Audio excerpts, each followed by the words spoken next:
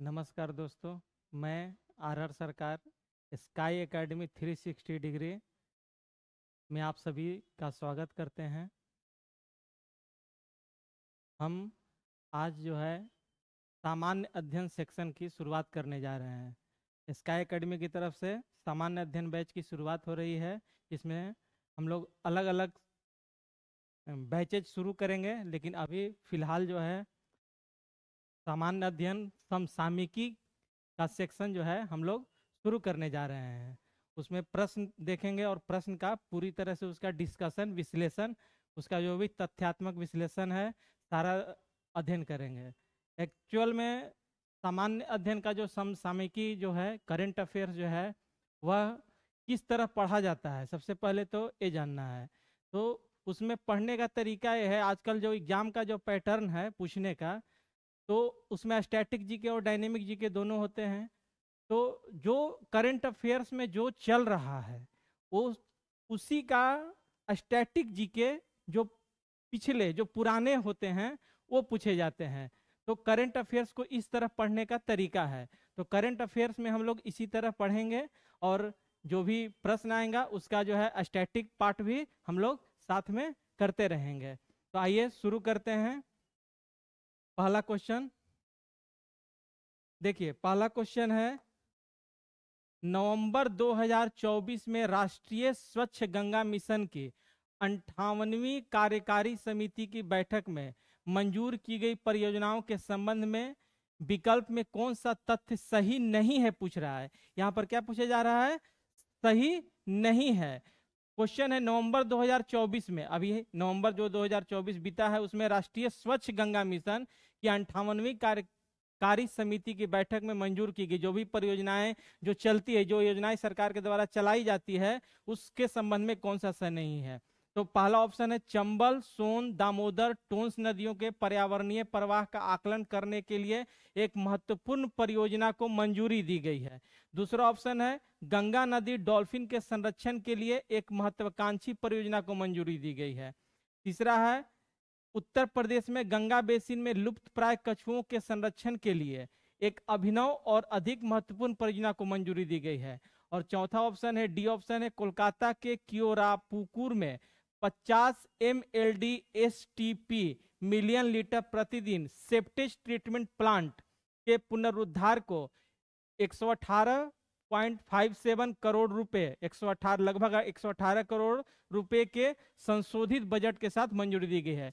तो यह जो समिति की जो बैठक हुई है, 58वीं कार्य समिति की जो बैठक हुई है, उसमें कोलकाता के कियोरापुकुर में 50 MLD STP मिलियन लीटर प्रतिदिन सेप्टेज ट्रीटमेंट प्लांट के पुनरुद्धार को लगभग 119 करोड़ रुपए के संशोधित बजट के साथ मंजूरी दी गई है। इसका हम लोग विश्लेषण देखते हैं। राष्ट्रीय स्वच्छ गंगा मिशन, राष्ट्रीय स्वच्छ गंगा मिशन की 58वीं कार्य समिति की जो बैठक हुई, यह बैठक कब हुई? नवंबर 2024 में। इसकी अध्यक्षता किसने किया था? तो राष्ट्रीय स्वच्छ गंगा मिशन के महानिदेशक राजीव कुमार मित्तल। अब आपके एग्जाम में प्रश्न ये भी आ सकता है कि राष्ट्रीय स्वच्छ गंगा मिशन के महानिदेशक कौन है? तो राष्ट्रीय स्वच्छ गंगा मिशन के महानिदेशक कौन है? राजीव कुमार मित्तल। और इसमें क्या कौन सी परियोजनाओं को मंजूरी दी गई? तो चंबल नदी, सोन नदी, दामोदर नदी, टोंस नदी के पर्यावरणीय प्रवाह का मूल्यांकन किया गया, जिसका लागत कितना था? 11 करोड़ रुपए था।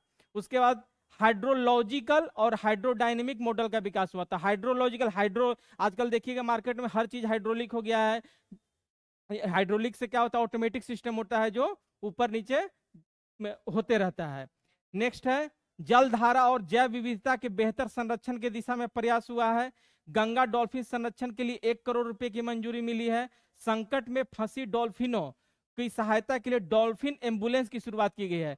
पहले डॉल्फिन जो है क्या हो रहा है? विलुप्त हो रही है, इसीलिए जो गंगा नदी में जो डॉल्फिन है उस डॉल्फिन की सहायता के लिए डॉल्फिन एम्बुलेंस की शुरुआत की गई है। इसके अलावा सामुदायिक जागरूकता और प्रशिक्षण कार्यक्रम चलाया जा रहा है ताकि जो लुप्त हो रहे हैं उसको बचाया जा सके। लुप्त प्राय कछुओं के संरक्षण के लिए लगभग 78 लाख रुपए जो है मंजूरी मिली है। उत्तर प्रदेश में गंगा बेसिन में कछुओं का पुनर्वास, जो कछुआ जो है वह विलुप्त हो रहा है, उसके लिए उत्तर प्रदेश में गंगा बेसिन में कछुओं का पुनर्वास, यानी फिर से, पुनर्वास का अर्थ क्या हुआ कि फिर से उसको बसाना, पुनर्वास के लिए योजना चलाई जा रही है। चंबल अभ्यारण्य में निगरानी और रिपोर्टिंग, चंबल अभ्यारण्य कहाँ है? चंबल जो है अब मध्य प्रदेश में है। उसके बाद अत्यधिक संकटग्रस्त प्रजातियों का पुनर्स्थापना, जो अत्यधिक संकटग्रस्त कहने का मतलब क्या होता है कि जो सबसे ज्यादा संकटग्रस्त, जिनकी संख्या एकदम से कम हो गई है, उनके लिए अत्यधिक संकटग्रस्त प्रजाति है, उनको पुनर्स्थापित करने के लिए प्रयास करना। उसके बाद पश्चिम बंगाल में, क्योंकि पश्चिम बंगाल में यह हुआ था, इसलिए पश्चिम बंगाल में जल शोधन परियोजनाएं जो हुई है, उसमें कोलकाता में 50 MLD STP का पुनरुद्धार किया गया, जिसमें लगभग 115 करोड़ रुपए की मंजूरी मिली है। वर्धमान जो कोलकाता में ही है, कोलकाता के पास 50 KLD क्षमता का FSTP, जिसको लगभग 10 करोड़ रुपए का मंजूरी मिली है। रगरग में गंगा एक कार्यक्रम चलाया गया है, डॉक्यूमेंट्री श्रृंखला चली है ताकि उसको बचाया जा सके। गंगा के संरक्षण प्रयासों और सांस्कृतिक महत्व को प्रदर्शित करने वाली हिंदी में 16 एपिसोड की एक श्रृंखला चलाई गई है। यानी कि गंगा में से जो प्रजातियां विलुप्त हो रही है, उन प्रजातियों को पुनर्संरक्षित करने के लिए जो है एक 16 श्रृंखलाओं का एक एपिसोड, जिस तरह से सीरियल का या फिर किसी भी चीज का एक एपिसोड होता है 1 2 3 4, उसी तरह 16 एपिसोड की एक श्रृंखला प्रदर्शित की गई है। इसमें गंगा डॉल्फिन, घड़ियाल जैसे दुर्लभ जातियां जो बहुत कम देखने को मिलती हैं, उनके संरक्षण के लिए जो है किया जाएगा। लगभग 6.25 करोड़ रुपए की लागत से निर्मित यह सीरीज गंगा नदी से जुड़ी भारत की अमूल्य विरासत को वैश्विक मंच पर दिखाने का एक प्रयास होगा। गंगा नदी से जुड़ा हुआ जितने भी पुनर्स्थापना के जो कार्य हैं वह जो है किया जाएगा। और इस सीरीज का जो दूरदर्शन पे प्रसारण होगा, यानी कि जो 16 एपिसोड का जो श्रृंखला बनाई गई है पशुओं को संरक्षित करने के लिए, उनको जो है इस सीरीज का प्रसारण किस पर होगा? दूरदर्शन जो DD है उस पर इसका प्रदर्शन होगा। ठीक है, नेक्स्ट क्वेश्चन पे आते हैं। नेक्स्ट क्वेश्चन है, भारतीय ग्रिड उपयोगकर्ताओं के लिए समान सुरक्षा प्रोटोकॉल किस प्रकार के संस्थाओं पर लागू होगा? तो इसका ऑप्शन है 220 kV। केवी का मतलब क्या हुआ? केवी का मतलब होता है किलो वाट वोल्ट। NER के लिए, NER का मतलब नॉर्थ ईस्टर्न रीजन हुआ, नॉर्थ ईस्टर्न रीजन, उत्तर पूर्वी क्षेत्र, और उससे ऊपर जुड़ी संस्थाएं। 110 kV और उससे ऊपर जुड़े संस्थाओं के लिए। तीसरा ऑप्शन है केवल केंद्रीय कंपनियां के लिए, और चौथा ऑप्शन है केवल राज्य सरकार की कंपनियां के लिए।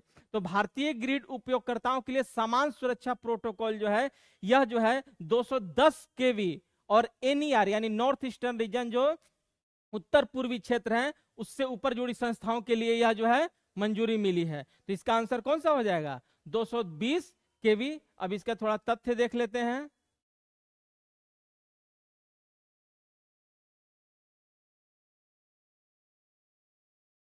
देखिए तथ्य देखते हैं। भारतीय ग्रिड उपयोगकर्ताओं के लिए समान सुरक्षा प्रोटोकॉल, इसकी मंजूरी कब मिली? 14 नवंबर 2024 को। कहां से शुरू हुई? तो नागपुर महाराष्ट्र में 15वीं राष्ट्रीय विद्युत समिति की जो बैठक हुई है, कैवी बैठक हुई है? 15वीं राष्ट्रीय विद्युत जो समिति है उसकी कौन सी बैठक हुई है? 15वीं बैठक, जिसमें नागपुर में आयोजन हुआ था, वहीं पर इसको मंजूरी दी गई है। मंजूरी किसने दिया है? तो केंद्रीय विद्युत प्राधिकरण, केंद्रीय विद्युत प्राधिकरण यानी सेंट्रल इलेक्ट्रिसिटी अथॉरिटी के द्वारा इसको किया गया है। इसे तैयार किसने किया है? मंजूरी दिया है CEA, लेकिन इसे तैयार किया राष्ट्रीय विद्युत समिति NPC ने क्षेत्रीय विद्युत समिति, यानी कि जो राष्ट्रीय विद्युत समितियां हैं, नेशनल इलेक्ट्रिसिटी कमिटी और स्टेट का जो इलेक्ट्रिसिटी कमिटी है, दोनों के परामर्श से इस योजना को तैयार किया गया है। उद्देश्य क्या है? कि उद्देश्य इसका है कि ग्रिड के प्रणाली जो है उसको बेहतर बनाना। ठीक है, ग्रिड प्रणाली को बेहतर बनाना। अब इसकी प्रासंगिकता क्या है कि यह प्रोटोकॉल 220 kV, NER के लिए 132 kV। एग्जाम में यह भी पूछ सकता है कि NER के लिए, यहाँ तो पूरे राज्य की बात हो रही है तब 220 kV, लेकिन अगर उसमें NER नॉर्थ ईस्ट क्षेत्र जो है उसके लिए 132 kV से के लिए मंजूरी मिली है। इसमें राज्य, केंद्रीय, निजी उत्पादन कंपनियां, SLDC, RLDC, CTU, transmission licence धारी, RPC सभी शामिल होंगे। यानी कि इसमें केंद्र सरकार, राज्य सरकार या प्राइवेट भी जो भी कंपनियां जो इलेक्ट्रिसिटी का उत्पादन करती हैं वह सारे इसमें शामिल होंगे। और इसका जब कोई योजना चलती है तो उसका ऑडिट भी होता है। तो ऑडिट के अनुसार क्या है, केंद्रीय विद्युत प्राधिकरण ग्रिड मानक विनियम 2010 और IEGC ग्रिड कोड 2023 के अनुसार, यानी कि कौन सा कोड इसमें मंजूरी मिली है, IEGC ग्रिड कोड विधिनियम, एक नियम बना है 2023, उसके अनुसार इसे प्रोटोकॉल को मान्यता मिली है। और सुरक्षा प्रणाली ऑडिट के लिए अनुमोदित SOP के पालन की आवश्यकता है। तो यह था भारतीय ग्रिड उपयोगकर्ताओं के लिए समान सुरक्षा प्रोटोकॉल। नेक्स्ट क्वेश्चन है 13 नवंबर 2024 को प्रधानमंत्री नरेंद्र मोदी ने बिहार के दरभंगा में लगभग कितनी राशि की विभिन्न परियोजनाओं का शिलान्यास एवं उद्घाटन किया। तो इस नरेंद्र मोदी के द्वारा जो है अभी हाल ही में बिहार के दरभंगा में आए थे और उन्होंने जो है राशि का उद्घाटन किया है। तो यह लागत राशि जो है लगभग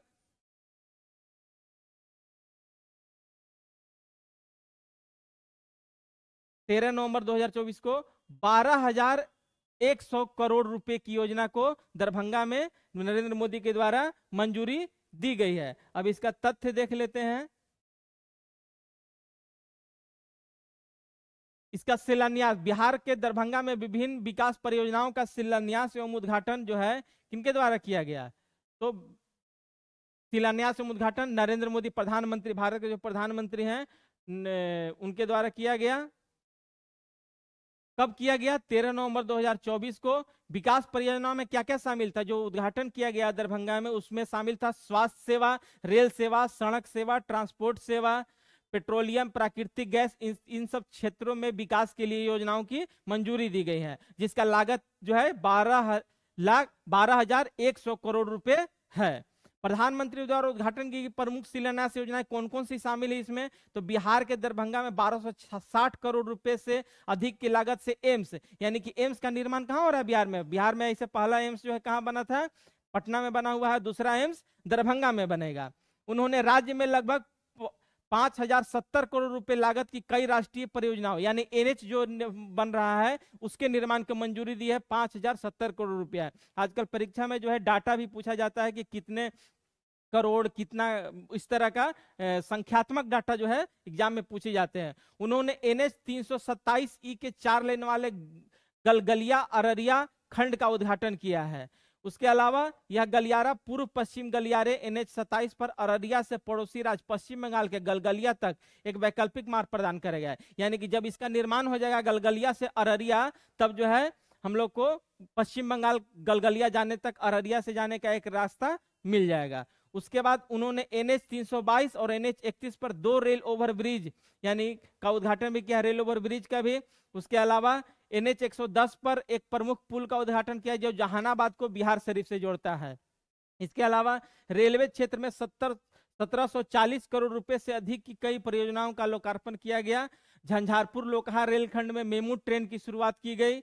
विभिन्न रेलवे स्टेशनों पर 18 प्रधानमंत्री भारतीय जन औषधि केंद्र, भारतीय जन औषधि केंद्र जो है यह जो है भारत सरकार के द्वारा जो है जन औषधि केंद्र खोला जाता है, जहां पर सस्ते दामों पर दवाइयां दी जाती है। ऐसे 18 रेलवे स्टेशन पर 18 भारतीय जन औषधि केंद्र की भी शुरुआत की गई है। इसके अलावा पेट्रोलियम और प्राकृतिक गैस, जो घर में आजकल गैस पाइपलाइन बिछ रहा है, उसके लिए उस सभी जगह पे पहुंचे, उसके लिए मंजूरी दी गई है।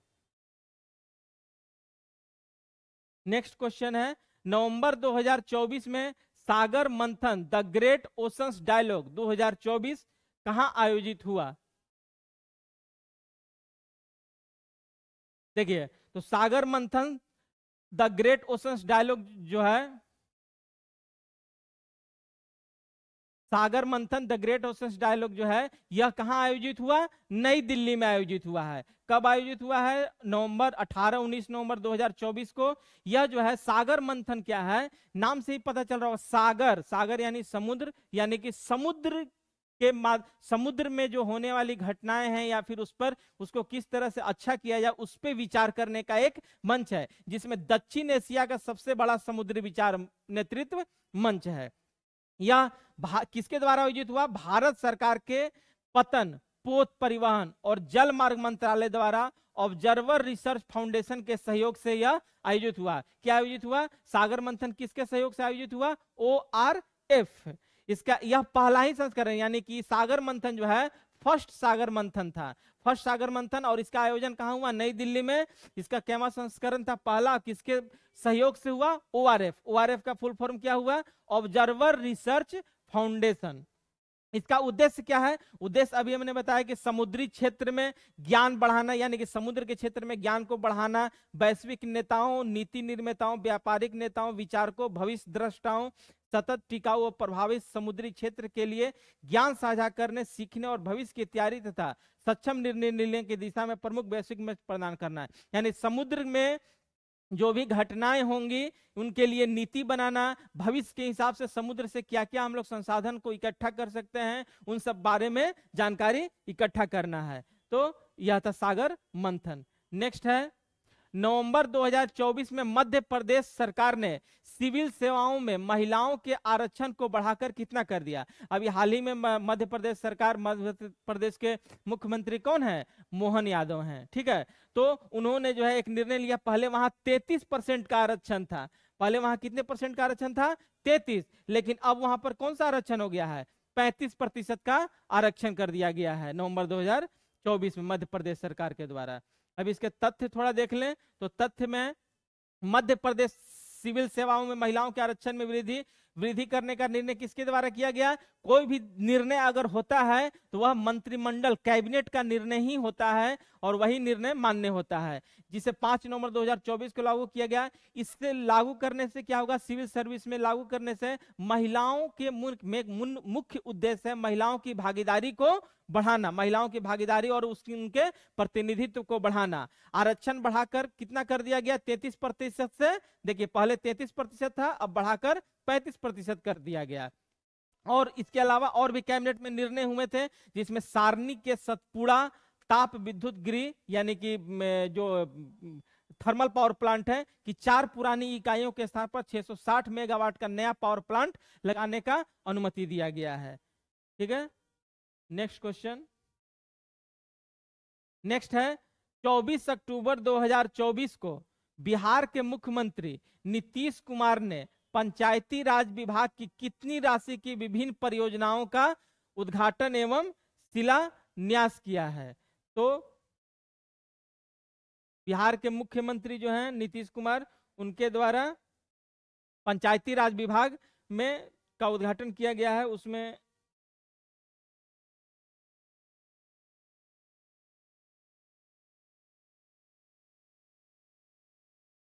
एक 7,160 करोड़ रुपए, कितने का? पंचायती राज विभाग में कितनी राशि की विभिन्न परियोजना का उद्घाटन किया? 7,160 करोड़ रुपए का। अब इसके खुद थोड़ा तथ्य देख लें। बिहार में पंचायती राज विभाग की विभिन्न परियोजनाओं का उद्घाटन एवं शिलान्यास, तो विभिन्न परियोजना का उद्घाटन एवं शिलान्यास किसके द्वारा किया गया? मुख्यमंत्री नीतीश कुमार के द्वारा किया गया। कब किया गया?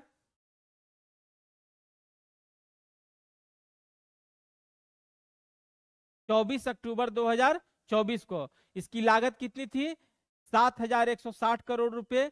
शिलान्यास की गई परियोजनाएं 2615 पंचायत सरकार भवन। अभी बिहार सरकार के द्वारा निर्णय लिया गया है कि जितने भी पंचायत हैं वहां पर जो है पंचायत सरकार भवन चलेगा और उसी में पंचायत से संबंधित कार्यों का निष्पादन होगा। और राज्य पंचायत संसाधन केंद्र, यह 13 जिला पंचायत संसाधन केंद्र, 65 पंचायत सरकारी भवन, ई ग्राम कचहरी, कोर्ट प्रबंधन प्रणाली और जिला परिषद पोर्टल उद्घाटित परियोजनाएं हुआ है।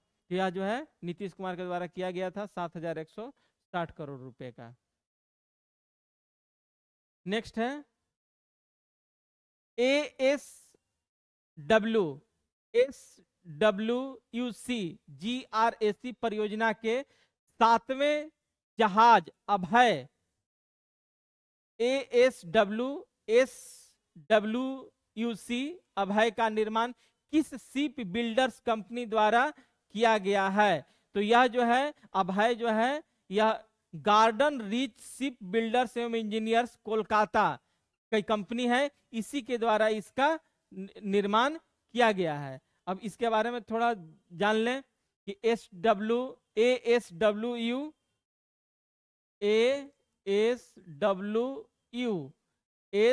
SWUC GRI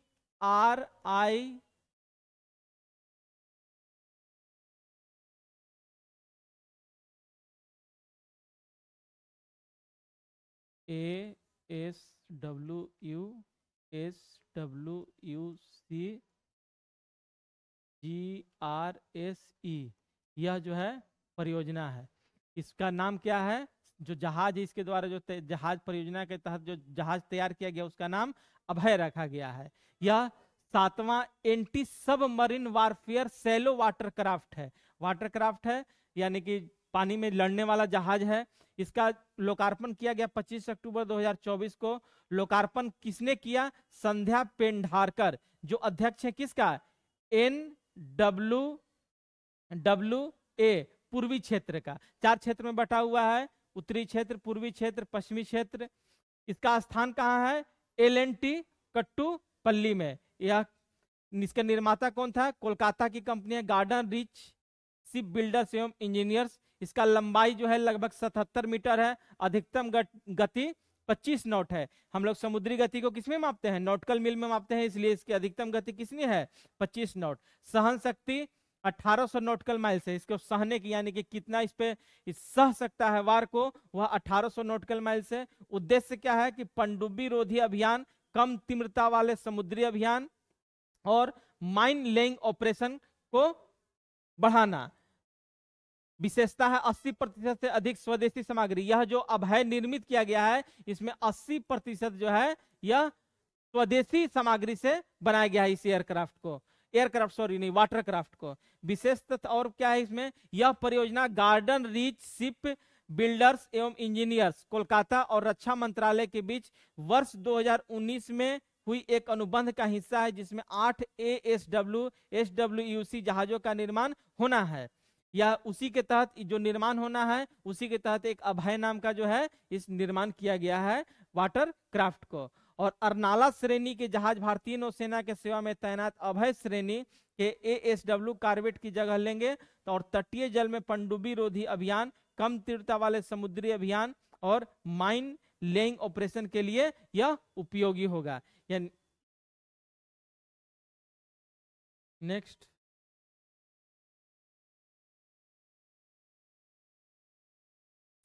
सितंबर 2024 में दूसरा Indian Ocean Rim Association IORA seminar 2024 कहाँ आयोजित हुआ? तो यह सेमिनार जो है गोवा में आयोजित हुआ था। कहाँ आयोजित हुआ था? गोवा में। सितंबर 2024 में दूसरा second Indian Ocean Rim Association यह जो है गोवा में आयोजित हुआ था।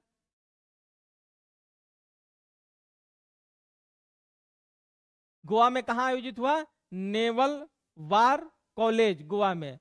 सेमिनार में हिंद महासागर क्षेत्र IOR में IUU मछली पकड़ने की गतिविधियों, आर्थिक, पर्यावरणीय और सुरक्षा क्षेत्र में इसके निहितार्थ और इन गतिविधियों से निपटने में उन कानूनी रिक्तिकाओं की समीक्षा की गई जिन्हें IORA सदस्य देशों द्वारा आगे बढ़ाया जा सकता है। यह जो है इंडियन ओशन रिम IORA का जो सेमिनार हुआ है उसमें हिंद महासागर का जो क्षेत्र है उस क्षेत्र में जो मछली पकड़ा जाता है उसको आर्थिक दृष्टि से, पर्यावरणीय सुरक्षा की दृष्टि से जो है इसको किस तरह से किया जाए, उसमें यह सदस्य देशों के द्वारा यह सेमिनार आयोजित करके उस पर चर्चा की गई। इस अवसर पर कुछ प्रतिनिधि सदस्य देश भी भाग लिए, जिसमें Australia, Bangladesh, France, Indonesia, Kenya, Madagascar, Mauritius, Oman, Somalia, दक्षिणी अफ्रीका, सेशल्स, श्रीलंका, थाईलैंड और तंजानिया सहित 17 IORA देशों के प्रतिनिधियों ने भाग लिया। यानी IORA का जो सदस्य देश हैं वह ये सब हैं जो हिंद महासागर के क्षेत्र में जो गतिविधियां हो रही हैं उसके बारे में चर्चा किए और इसके बारे में यह उच्च स्तरीय अंतर क्षेत्रीय साझेदारी के माध्यम से इंडो पैसिफिक में शांति और स्थिरता समृद्धि को बढ़ावा देने का एक विशिष्ट मंत्र है। यानी IORA जो है, या जो सदस्य देश हैं उनके अलावा जो इंडो पैसिफिक क्षेत्र है उसमें शांति स्थापित करने के लिए भी एक प्रयास किया जाएगा। इसका जो स्थापना हुआ है, IORA का जो स्थापना हुआ है, IORA की स्थापना 7 मार्च 1997 को हुई है। यह स्टैटिक जी के IORA से संबंधित। मुख्यालय इसका कहाँ है? एबिन, मॉरिशस में है, जो हिंद महासागर के पास स्थित है। कुल सदस्य देश 23 है और संवाद भागीदार देश इसमें कितने भाग लिए थे? 12 भाग लिए थे। तो IORA के बारे में यह था। नेक्स्ट है, नवंबर 2024 में वैश्विक ऊर्जा दक्षता गठबंधन की स्थापना की घोषणा किस देश के द्वारा की गई? वैश्विक ऊर्जा दक्षता गठबंधन स्थापना की घोषणा जो है संयुक्त अरब अमीरात के द्वारा जो है किया गया है। इसका आंसर कौन सा हो जाएगा? सी, वैश्विक ऊर्जा दक्षता गठबंधन स्थापित करने की घोषणा हुई नवंबर 2024 में। घोषणा कौन किया, कौन सा देश ने किया? तो संयुक्त अरब अमीरात, UAE ने यह घोषणा की गई बाकू अजरबैजान में संयुक्त राष्ट्र जलवायु COP 29 के दौरान। COP 29 का भी आयोजन हुआ था वहीं पर बाकू में, अजरबैजान में। वहीं पर इसकी वैश्विक ऊर्जा दक्षता गठबंधन की लक्ष्य क्या है? वर्ष 2030 तक वैश्विक ऊर्जा दक्षता दरों को दोगुना करना है। यानी कि जो वैश्विक यानी विश्व स्तर पर जो ऊर्जा का दक्षता है यानी इफिशियंसी है उसको क्या कर देना? दोगुना कर देना। यही इसका, और जो भी और उत्सर्जन को कम करना। उद्देश्य है ज्ञान साझाकरण, यानी कि ये जो आयोजित हुआ, गठबंधन हुआ, उसमें एक दूसरे देशों को ज्ञान साझा करना। जैसे हम अगर कोई नए टेक्निक जान गए तो दूसरे देशों को नए टेक्निक बताएंगे। क्षमता निर्माण, सार्वजनिक निजी भागीदारी। सार्वजनिक निजी भागीदारी का मतलब हुआ पब्लिक प्राइवेट पार्टनरशिप। और मानकीकरण को बढ़ावा देकर कार्बन उत्सर्जन को कम करना, यानी कि जो कार्बन का जो एमिशन हो रहा है बहुत सारे चीजों से, उस कार्बन एमिशन को कम करना। और प्राकृतिक संसाधनों की खपत को कम करना, ताकि जो है प्राकृतिक जो संसाधन है उसका क्षरण न हो सके। गठबंधन का एक महत्वपूर्ण पहलू यह है कि अफ्रीकी देशों को समर्थन देने पर इसका ध्यान केंद्रित करना, यानी कि जो अफ्रीकी जो देश हैं उन पर ध्यान अपना केंद्रित करना। तो यह था वैश्विक ऊर्जा दक्षता गठबंधन।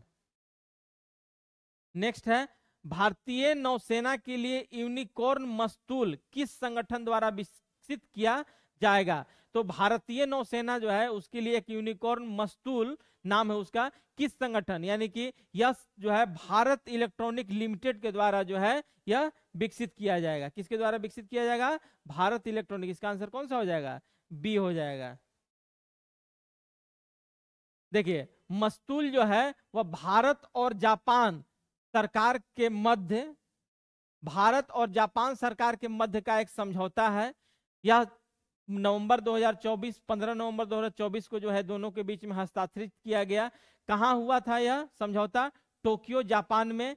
किस लिए हुआ था? तो भारतीय नौसेना के लिए यूनिकॉर्न मस्तूलों के सह विकास के लिए। इसमें हस्ताक्षर कौन किए हैं? जो भारत के राजदूत हैं जापान में, CB जॉर्ज, और जापान रक्षा मंत्रालय के जो चीफ हैं उनका नाम इशिकावा ताकेशी। इन दोनों के बीच में जो है हुआ था।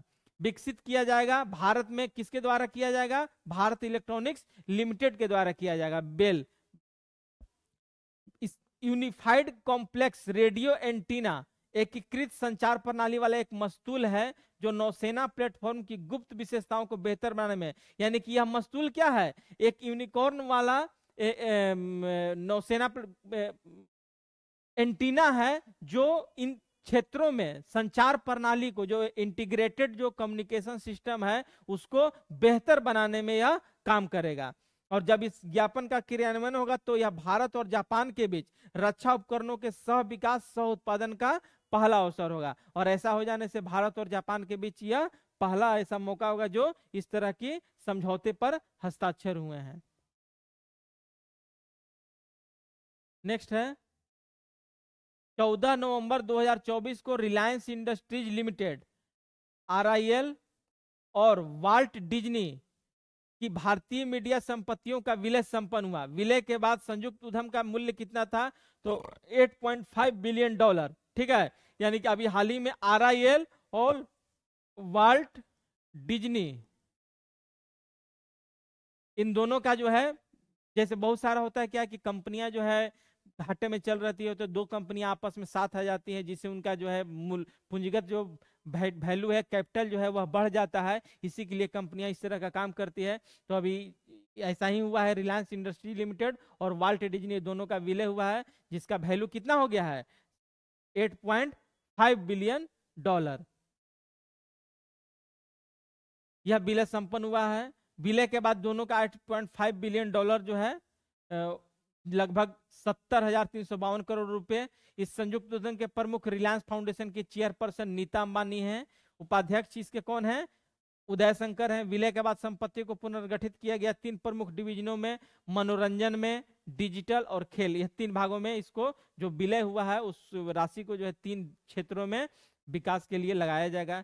हिस्सेदारी रिलायंस के पास 63.16% रहेगा और वाईकॉम के पास रहेगा 46.82%। शेष हिस्सेदारी वाल्ट डिज्नी के पास रहेगा। ठीक है, इसमें इस विलय से यह भारत की सबसे बड़ी मनोरंजन कंपनी बन गई, जिसके पास 120 टीवी चैनल और 2 स्ट्रीमिंग सेवाएं होगी।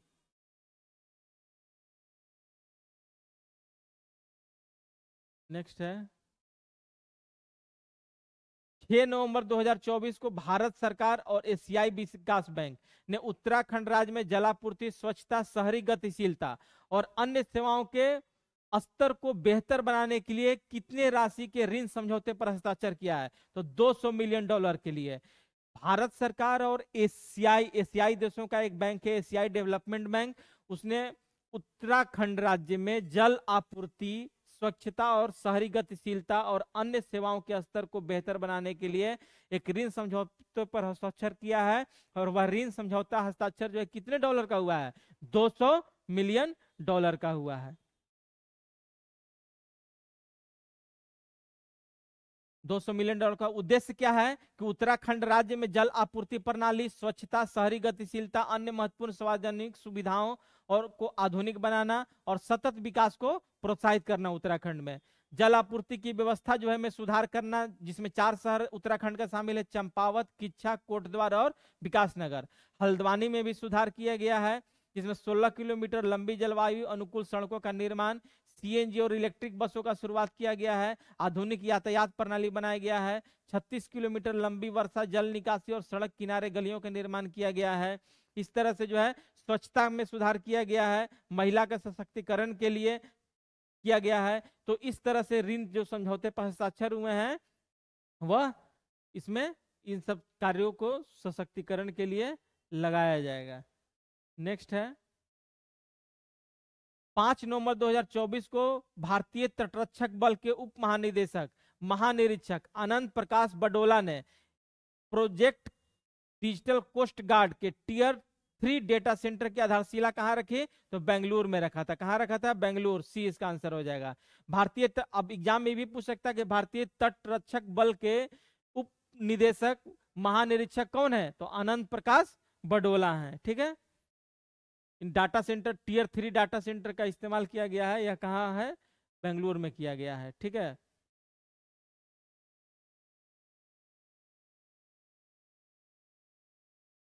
नेक्स्ट है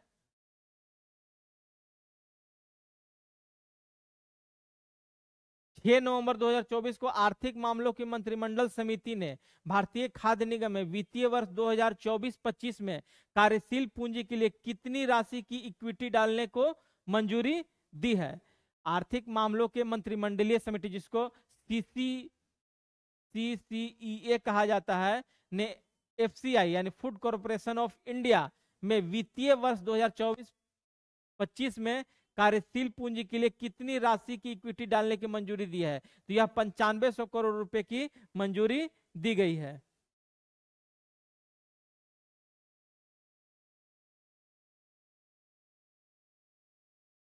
सॉरी, 10,700 करोड़ रुपए की मंजूरी दी गई है, ये इसका आंसर होगा।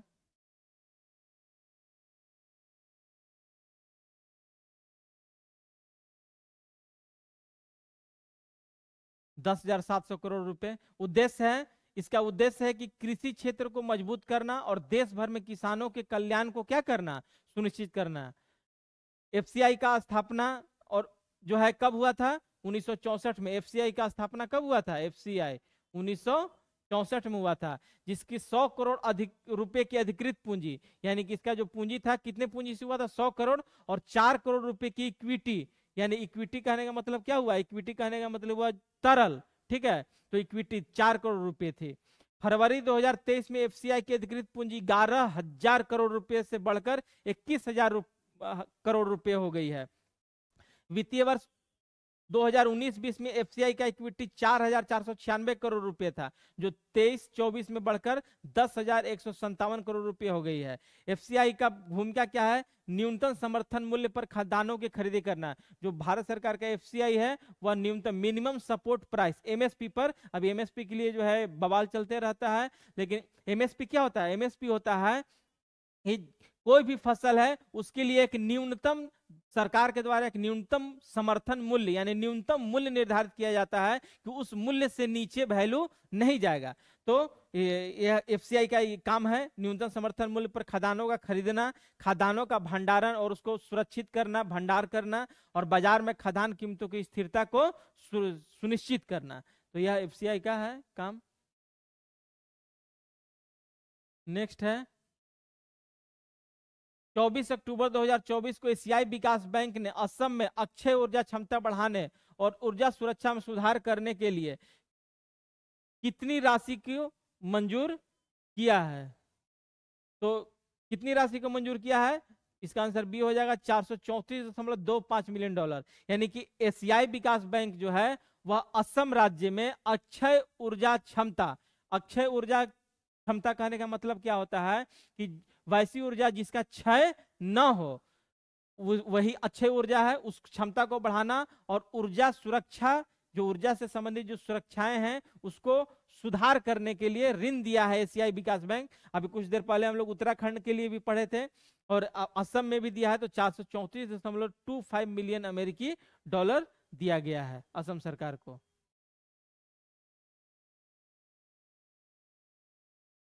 इसका उद्देश्य यही था, अक्षय ऊर्जा क्षमता को बढ़ाना। एडीबी के द्वारा दिया असम सरकार को 434.25 मिलियन अमेरिकी डॉलर। उद्देश्य सौर ऊर्जा क्षमता को बढ़ाकर राज्य में 2030 तक 3,000 मेगावाट बिजली उत्पादन करना का लक्ष्य रखा गया है। परियोजना की स्थापना कार्बी आंगलोंग जिला असम में है। कार्बी आंगलोंग जिले में 500 मेगावाट क्षमता का ग्रिड संयोजित सौर फोटोवोल्टाइक प्लांट स्थापित किया जाएगा। सौर फोटोवोल्टाइक कहने का मतलब होता है सौर ऊर्जा प्लांट। परियोजना में शामिल है ग्रिड संयुक्त बैटरी ऊर्जा भंडारण प्रणाली भी। Assam power distribution company limited Assam का है। तेल प्राकृतिक ओएनजीसी भारत सरकार का, यह जो है मिलकर करेगा। परियोजना के तहत आसपास के ग्रामीण क्षेत्रों में बिजली वितरण को बेहतर बनाना। जो असम का जो इलाके हैं उस इलाकों में जो है बिजली वितरण, जो बिजली जो डिस्ट्रीब्यूशन होता है उसको बेहतर बनाना है। उसके बाद परियोजना के कार्यान्वयन और समुदायों में जागरूकता बढ़ाने के लिए एडीबी की क्लीन एनर्जी फंड से 1 मिलियन डॉलर की अतिरिक्त तकनीकी सहायता भी प्रदान किया जाएगा। तो यह असम सौर परियोजना के लिए कितना राशि एडीबी मंजूर किया है? 434 मिलियन अमेरिकी डॉलर। नेक्स्ट है 23 अक्टूबर 2024 को वाणिज्य भवन नई दिल्ली में अपने विनिर्माण इंक्यूबेशन पहल के एक महत्वपूर्ण घटक के रूप में किसने HCL सॉफ्टवेयर के साथ रणनीतिक साझेदारी की घोषणा की है? तो रणनीतिक साझेदारी की घोषणा किसने की है? उद्योग एवं आंतरिक व्यापार संवर्धन विभाग।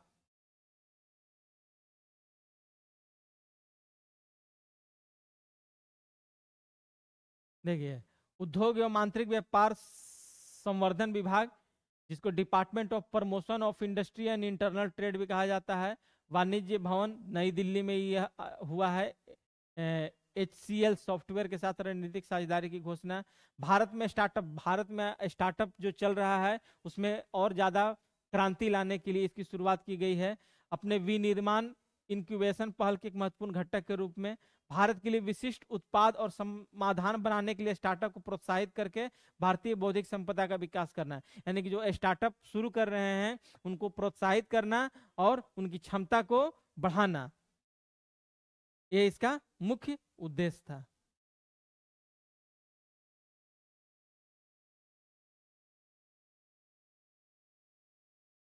भारत में जनवरी 2025 में भारत मोबिलिटी ग्लोबल एक्सपो 2025 कहाँ आयोजित होगा? तो नई दिल्ली, ग्रेटर नोएडा में आयोजित होगा।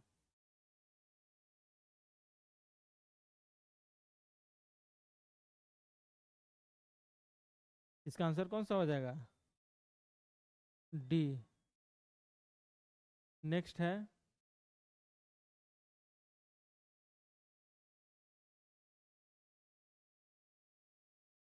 भौतिक अनुसंधान प्रयोगशाला फिजिकल रिसर्च लेबोरेटरी अहमदाबाद। ये एग्जाम में भी आ सकता है कि फिजिकल PRL कहाँ है? फिजिकल रिसर्च लेबोरेटरी तो अहमदाबाद है। उसके नेतृत्व में वैज्ञानिकों की एक अंतरराष्ट्रीय टीम द्वारा सौरमंडल के बाहर खोजे गए नए ग्रह TOI 6651b के संबंध में विकल्प में कौन सा तथ्य सही नहीं है? तो इसमें सही नहीं पूछा जा रहा है, तो इसकी खोज second PRL advance radial velocity Abu sky search का उपयोग करके की गई, तो यह सही है। यह पृथ्वी से 5 गुना बड़ा एवं 60 गुना भारी है, यह भी सही है। सूर्य से 690 प्रकाश वर्ष दूर स्थित है, यह भी सही है। सूर्य जैसे तारों की परिक्रमा मात्र 8 दिनों में पूरी कर लेता है, तो यह गलत है। तो इसका आंसर कौन सा हो जाएगा? डी। देखिए सौरमंडल, सौरमंडल क्या है? सौरमंडल और सूर्य के चारों ओर जैसे ही सन है, सन के चारों ओर जो ग्रह हैं यही सौरमंडल है। उसी मंडल में पृथ्वी भी आता है, ठीक है। प्रकाश वर्ष दूरी जो हम लोग किसमें मापते हैं? प्रकाश वर्ष में मापते हैं। तो ये तीनों जो है इसके संबंध में जो अंतरराष्ट्रीय टीम द्वारा सौरमंडल के बाहर, यानी कि जो सौरमंडल के तहत जो 8 गो जो ग्रह है, पहले 9 था लेकिन प्लूटो को बाहर कर दिया गया, 8 ग्रह, इन 8 ग्रह के बाहर एक नया ग्रह खोजा गया जिसका नाम क्या दिया गया है? TOI 6651b नाम दिया गया है, ठीक है। नेक्स्ट क्वेश्चन पे आते हैं। नेक्स्ट क्वेश्चन है 9 नवंबर 2024 को संपन्न टेनिस प्रतियोगिता WTA फाइनल्स नवंबर 2024 में जो टेनिस प्रतियोगिता आयोजन हुआ है 2024 में महिला एकल का खिताब किसने जीता है? तो महिला एकल का खिताब जीता है कोको गॉफ, ठीक है, कोको गॉफ। नेक्स्ट है, तो थोड़ा तथ्य देख लें। देखिए WTA जो फाइनल हुआ है यह कहां आयोजित हुआ? रियाद। रियाद कहां है? सऊदी अरब में हुआ है, ठीक है। यह कैवा संस्करण हुआ है? एकल स्पर्धा का 53वां संस्करण हुआ है, और युगल यानी कि जोड़ीदार वाला जो प्रतियोगिता हुआ 48वां संस्करण हुआ है। महिला एकल में विजेता कौन हुआ? कोको गॉफ जो यूएसए की है, अमेरिका की, और उप विजेता कौन है? झेंग किनवेन, कहाँ की है? चीन की है। इससे पहले कोको गॉफ से पहले जो है सॉरी एकमात्र जो है थी महिला कौन? मारिया सारापोवा, जो वर्ष 2014 में जो है 17 साल की उम्र में यह जीत हासिल की थी, ठीक है।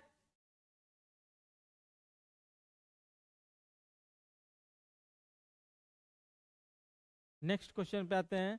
नेक्स्ट है 8 से 15 नवंबर के मध्य भारतीय क्रिकेट टीम दक्षिण अफ्रीका के दौरे पर, अभी हाल ही में दक्षिण अफ्रीका के दौरे पर भारतीय टीम थी जो T20 खेला गया है। इस दौरे के संबंध में निम्न कथनों पर विचार कीजिए। इस दौरे पर भारत और दक्षिण अफ्रीका के मध्य आयोजित 4 T20 मैचों की श्रृंखला में भारत ने 3-1 से जीता। दूसरा है ऑप्शन सर्वाधिक 12 विकेट वरुण चक्रवर्ती ने लिए। तीसरा है T20 श्रृंखला में Tilak Varma player of the series चुने गए। और चौथा है T20 श्रृंखला में सर्वाधिक 280 रन तिलक वर्मा ने बनाए। तो यह चारों ऑप्शन क्या है? सही है, इसलिए इसका आंसर कौन सा हो जाएगा? उपयुक्त सभी।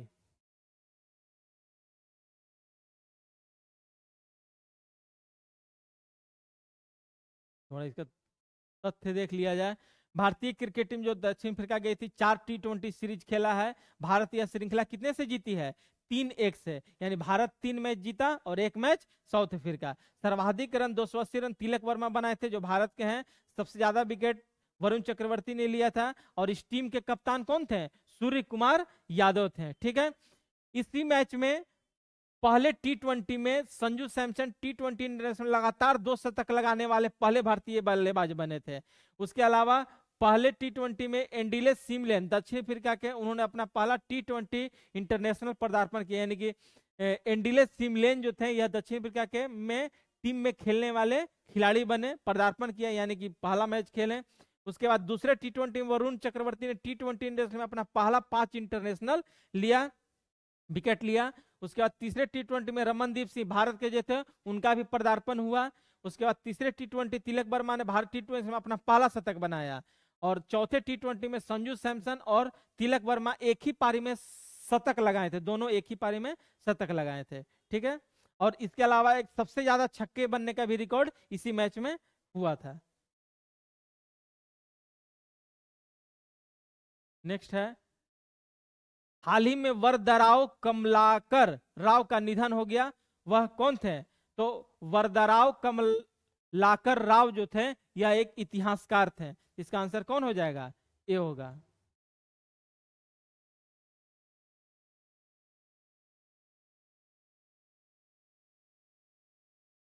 देखिए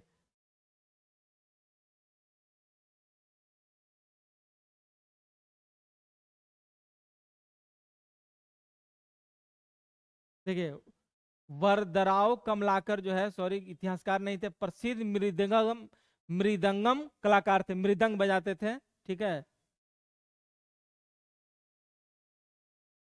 88 वर्ष के थे। इन्होंने कई रेडियो राष्ट्रीय संगीत कार्यक्रमों तथा दूरदर्शन के विशेष कार्यक्रमों में अपनी प्रस्तुतियां दी थी। उन्होंने केंद्रीय संगीत नाटक अकादमी पुरस्कार से सम्मानित किया गया था। इसके अलावा उन्हें राष्ट्रपति पदक से भी सम्मानित किया गया था। नेक्स्ट है,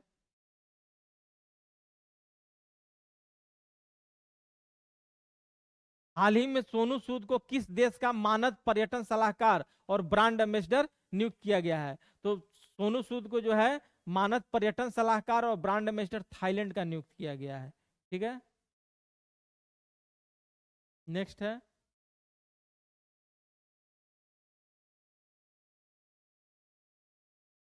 अक्टूबर 2024 में किसने भारतीय विमानपत्तन प्राधिकरण के नए अध्यक्ष के रूप में कार्यभार ग्रहण किया? तो नए अध्यक्ष के रूप में कार्यभार ग्रहण किया है विपिन कुमार। ये इसका आंसर हो जाएगा। देखिए अब थोड़ा सा इसमें देख लें। विपिन कुमार 1996 के बैच के आईएएस अधिकारी हैं और यह अभी इनका airport authority of India, AI का मतलब क्या होता है? एआई का मतलब एयरपोर्ट अथॉरिटी ऑफ इंडिया होता है, उसके अध्यक्ष नियुक्त किए गए हैं। एआई की स्थापना 1 अप्रैल 1995 की हुई थी और यह जो है राष्ट्रीय हवाई अड्डा प्राधिकरण और भारतीय अंतर्राष्ट्रीय हवाई अड्डा प्राधिकरण के विलय के माध्यम से इसका गठन हुआ है। और इसका मुख्यालय कहाँ है? एआई का मुख्यालय नई दिल्ली में है। नेक्स्ट है, अक्टूबर 2024 में विश्व इस्पात संघ के नए अध्यक्ष के रूप में किसे नियुक्त किया गया है? टीवी नरेंद्रन को नियुक्त किया गया है। तो विश्व इस्पात संगठन जो है, संघ जो है, उसमें नए अध्यक्ष के रूप में टीवी नरेंद्रन को नियुक्त किया गया है। यह जो है टीवी नरेंद्रन कौन थे? टाटा स्टील के सीईओ और एमडी थे। चर्चा में क्यों थे? क्योंकि अक्टूबर 2024 में विश्व इस्पात संघ के नए अध्यक्ष चुने गए। इनका कार्यकाल 1 वर्ष का है, 2024 से लेकर 2025 तक के। वह इस पद पर पहुंचने वाले दूसरे भारतीय हैं। इनसे पहले भी एक भारतीय पहुंच चुके हैं जिनका नाम था सज्जन जिंदल, ठीक है। विश्व इस्पात संघ के बारे में जो है, इसका स्थापना कब हुआ था? 10 जुलाई 1967 को, और इसका नाम बदलकर विश्व इस्पात संघ कर दिया गया 6 अक्टूबर 2008 को। और यह विश्व इस्पात संघ जो है, इसका 50वीं वर्षगांठ 2017 में मनाया गया। और इसका विश्व इस्पात संघ जो है, इसका मुख्यालय कहाँ है? विश्व इस्पात संघ का मुख्यालय ब्रुसेल्स, बेल्जियम में है, ठीक है।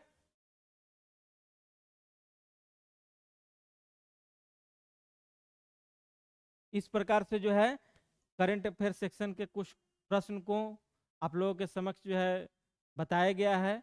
और इसका जो भी तथ्य है वह सारे तथ्यों को विश्लेषण सहित बताया गया है और इसी तरह आगे भी बताया जाएगा, ठीक है। और अगर आप लोगों को अच्छा लगता है विश्लेषण तथ्यात्मक और भी, तो इसको लाइक सब्सक्राइब जरूर करिएगा और कमेंट भी जरूर कीजिएगा, ठीक है। धन्यवाद।